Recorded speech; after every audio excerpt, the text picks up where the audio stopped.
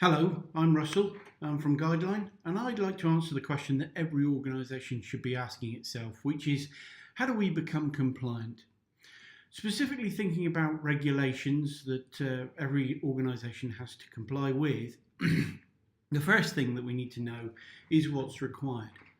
And we need to understand that in relation to the current organisation's operation. Then the next step is to take actions that will improve the way that operation works in relation to that regulation, and then to consistently and constantly monitor what's required of that regulation.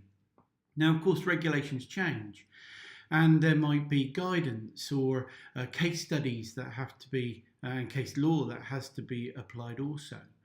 There's also standards that your business might apply to themselves, and also best practice that is common in your industry. So really this is a cycle that we need to implement, and this is less about how do we become compliant, more how do we stay compliant at this point. So just focusing in on the cycle a little bit more, let's have a look at the individual steps that we'd undertake to understand what's required. Firstly, it's essential that you learn what's in the regulation or standard. You have to read, go to seminars, do training, generally just get into and understand what is in the regulation. Then there's a need for you to assess that regulation against your business, and with that you will come up with a gap, what the regulation says to do that you aren't doing.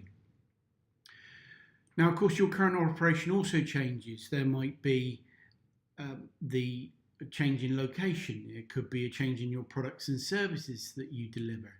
Your team will always be changing in one way or another. There could be changes in the world environment, political, social, economic. Technology is constantly on the change, and of course there's the ever-present physical environment we operate in, which is becoming oh so very important for us to maintain.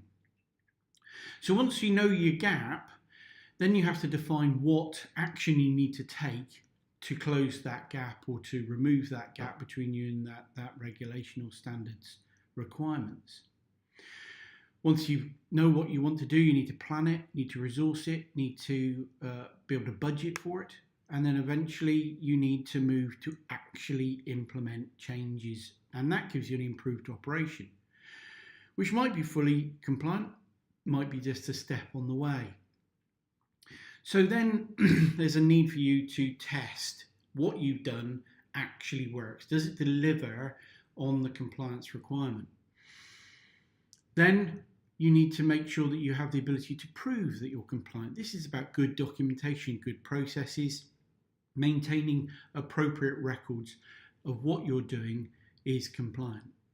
And there's also always the opportunity that you need to take to audit yourself. Look back, having established processes and activities, is that good enough?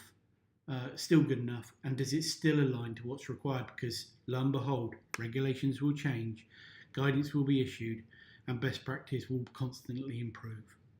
I hope that helps. Please like the video and comment on it, and thanks for listening.